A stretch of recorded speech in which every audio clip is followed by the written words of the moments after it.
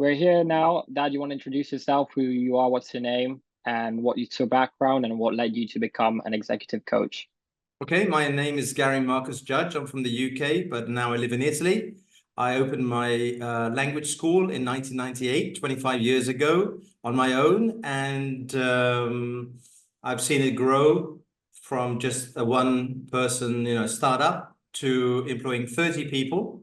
I had 10 people on my staff to having 25 teachers working freelance for the school. So I've gone through all the mechanisms of starting a company, running the company, growing the company, scaling it, and going through the difficulties that we had as well with COVID and so on. So this is all the experience I bring to executive coaching. So when I work with my clients now, I help them to bring clarity to their projects, to their ideas. Sometimes they even say no, that their projects are not feasible. Other times to actually give them tasks for them to do, to actually see whether their ideas are sustainable, have foundation. And then we go into goal setting, planning, getting resources and so on. So I basically use all my background for 25 years that I've been running my own business to help other people start up their business. That's why I'm an executive coach. Okay. Okay. So our second question is, what is your coaching philosophy when it comes to motivation and goal setting? My first question is, I really ask people, what do you want? Because people are not very clear on what they want. Even if you say I want success, I want a definition of what is success, right? Because it's a big word. So the first question is, I ask people, what do they want? What are they willing to do to get it? Because you've got to get out of your comfort zone to get things. And not many people are willing to do that. So if you want something big and you want something of value, you have to be able to put yourself on the line, get out your comfort zone. Okay. Third question, how do you assess an individual's motivational drivers during your coaching sessions? My first sessions are always a discovery session. I need to understand the person, their values, their motivation, how bad they want what they want. What are they willing to do? Are they disciplined? Are they organized? Because I'm their accountability partner, but they do all the work. It's just that we share the journey, and I'm walking alongside them towards their goals. So I'm there when they fall or when they want some more insights, or I bring my 25 years of experience, my networking to the session. And so we go through together. So what do I look for? I look for determined people. I look for hungry people. I look for people who really want something and are motivated to get it. Other question. I'll give you obviously a minute to think about it because maybe it's not as easy as an answer, but can you describe a situation where you helped a client overcome a significant motivational hurdle? No, but as I said before, I mean, my job as an executive coach is not to motivate them to get the success that they want. They should have the motivation inside of them, is intrinsic. Okay. Yeah. So it's not me motivating people to do things that they don't want to do, because it doesn't work like that. In coaching, it's like I can give you the perspectives that I see. I can give the insights, my experience, but then I expect my coachee to have the drive to get that, because if they don't have it, then it will just all fall apart. So I can inspire people through looking at my journey, and they can find the motivation and the inspiration through me to get to their results. Yeah. Of course. Of course. Thank you. In your opinion, what are some common obstacles that hinder goal achievement? Is it a lack of planning? Does motivation come in as well? Or is it just... But I think if you're going to go for goals, you need to structure the goals. You need to have short-term goals, small wins, because you need that to keep the motivation and keep the motivation up. You need to keep winning. If you keep losing and everything, then everything that goes wrong, then after a while you lose motivation. So you have the short-term goals, then you have the medium-term goals, and you have the long-term goals. And I prefer to look at that maximum in short-term, 3 months, medium 6 months, long-term 9 months. So to keep the motivation up, that's what you need to do. So what people fail because either they're looking to get all the long-term goals in a short period, and it doesn't work like that, or they don't set up any short-term goals, so they don't see any rewards. And Yeah, so they fall down there as well, because they're working, but they don't seem to be getting anything out of it. sure. Let me ask you a question. Have you ever heard of the term SMART goals? Yep. Do So it's you try and use it during your coaching sessions when you're trying to help out your clients? Is it something you adopt?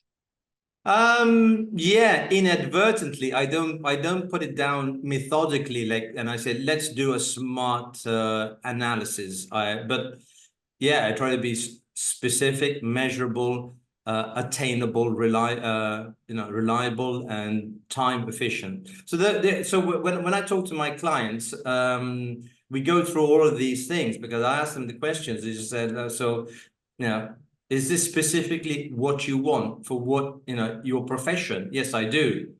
Is it, is it something that it is feasible? Is it attainable? Can you get it? Is it Yeah. something measurable? Like something, how can we measure the progress that you're making? And I think these are very important steps. So do you try and look also for like a personal connection with your clients when you try and assess them and help them out during their probably a journey, business journey? Or is it just a professional link? I have a professional. They come to me because they've heard of me through, word of mouth. Someone's told them about me, or they've come through to me through an association or an agency. So I work with them on a professional basis.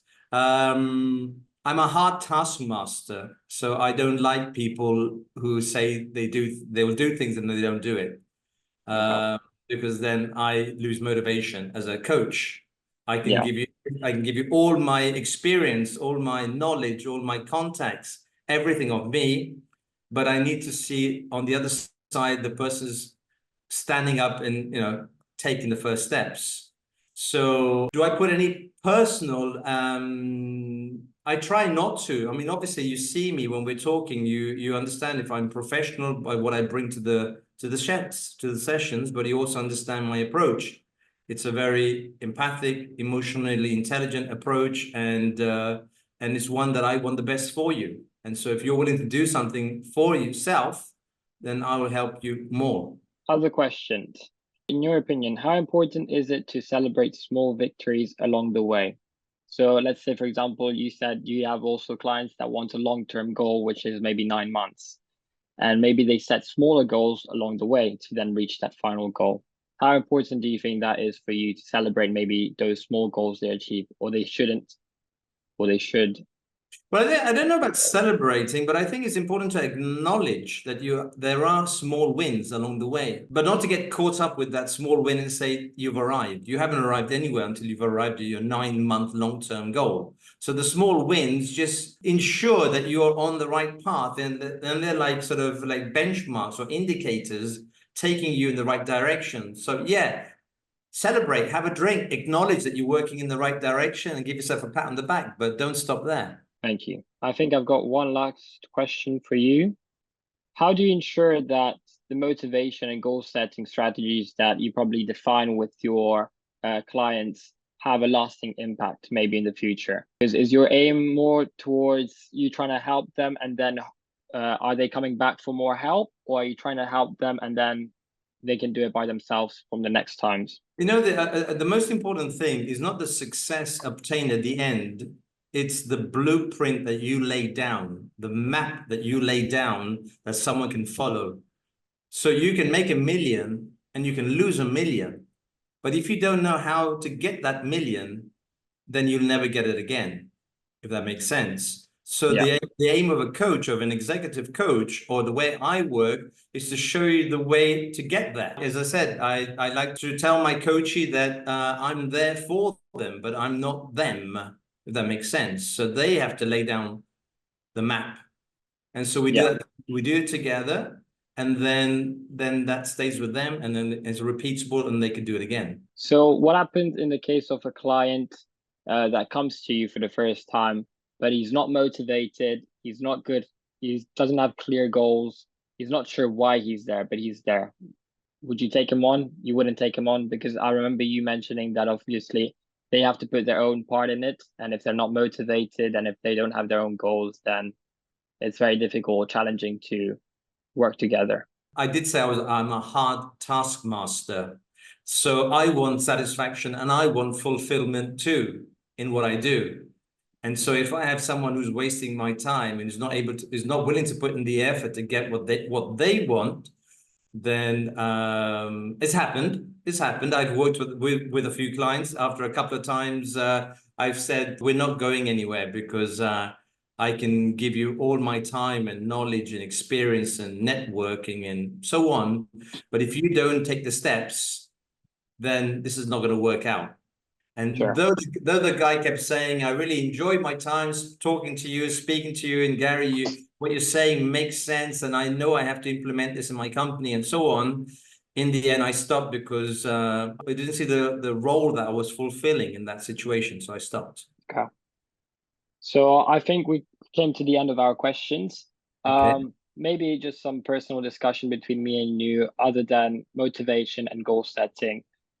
In your opinion, what is the link between your job as an executive coach and the link with psychology? Well, yeah, of course. I mean, psychology is about behavior, about mindset, so the emotional intelligence. So it goes hand in hand. It goes side by side. You know, when I'm talking to my person, it's the communication, it's the language that we use, it's the space that we create, it's the listening that I provide for my coachees. Because very often they come there and they're very excited about a project that they want to realize. But then when we sit down, I don't want to put throw water on fire because they come very enthusiastic. But I also make them realize that to get what they want, there's some work that needs to be done.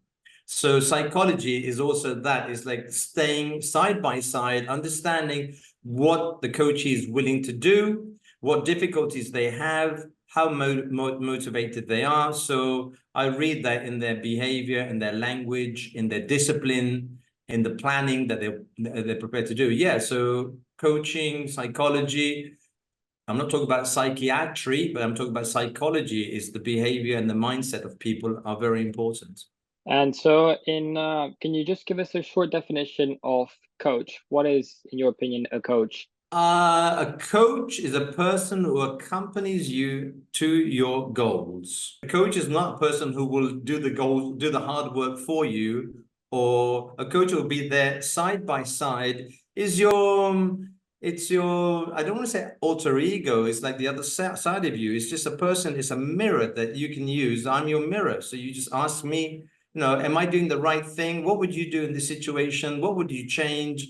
How would you approach this? Would you take a risk on this, or would you let it go? Would you find another option? And so those are the kind of questions that you ask yourself. And I like to think that someone would ask me as a coach.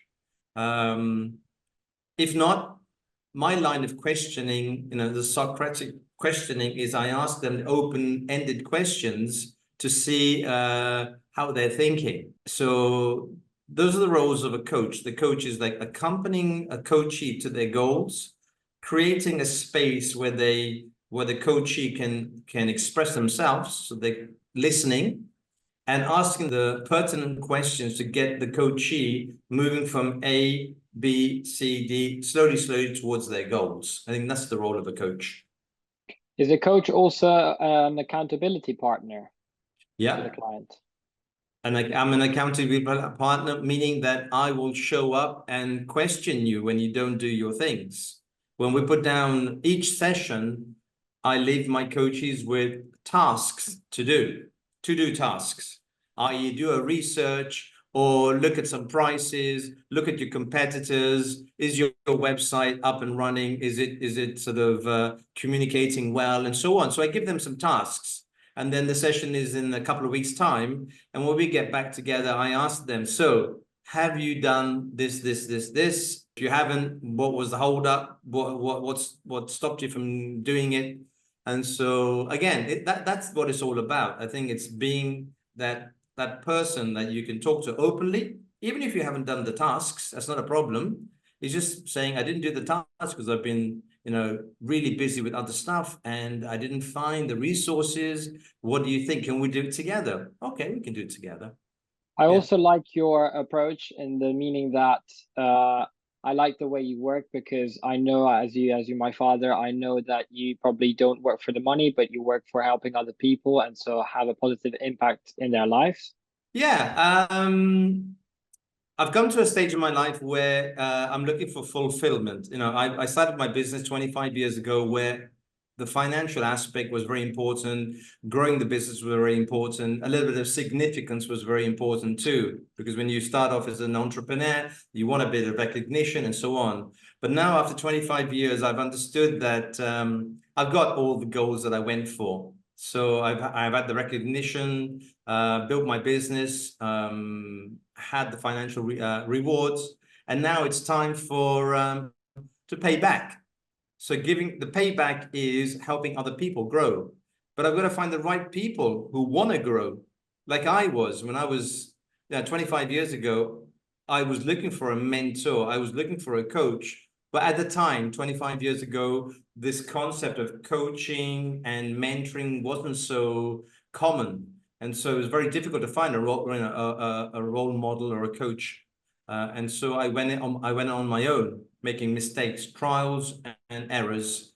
And so now the fulfillment I get is from actually seeing people who come to me asking me, I want to set up my own business, whether it's 3D printing, whether it's, I don't know, the last one was a person who wants to create a video course on helping Africans who are finding it difficult to pass their driving test in Italy. And this young man came to me and he came with this idea and we're working together and he wants to create this video course that will be specifically to help African people pass the test.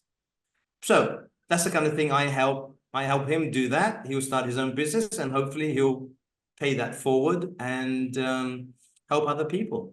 Oh, thank you very much. Thank you for this interview. Do you have anything else you'd like to add or? No, good luck. Good luck with your Thank you. project. Good luck with your psychology course. And if there's anything else I can do, I'm more than willing. Thank you. Thank you. Have a nice evening. Okay, thank you.